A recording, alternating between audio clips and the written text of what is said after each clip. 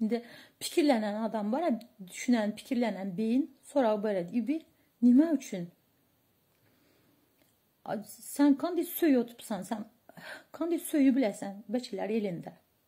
Sana nazlı deport edip koysalar nime? Baydak depkilep yürekti. Ben şuları pacırat etmek için baydak depkile tutman dedi. Senin baydak depkilemeye nime hakkın var? Senin bu yurt bilen, senin bu baydak bilen nime alıp veremediğin var.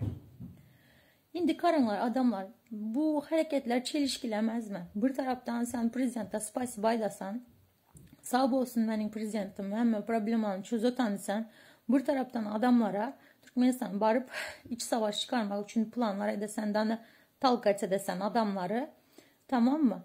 Bir taraftan ama edesen ben aktivistsen, diğer taraftan hem hükümetin içindekiler benim işbirliği içinde bir sürü adamı zat edip yapsan. Şimdi ben nime için 200'lü olamam?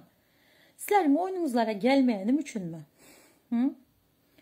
Yüzüme gülüp arkamdan iş çeviriyotanlarınıza uyanıp sizlere özünüzler tek cevap verenim için mi ben 200'lü oldum? Niye? Adamlar uyantıranım için mi? Daha fazla sizlere pida kazandırmanım için mi? Ben asmanda parlap duran baydağı paylaşsam bana zat dep yazdılar. Ayça Reke bilen Abdullah gidenden son. Senem yakında Türkmenistan'a gidesen, bizden göremiz muallim tek bolasan.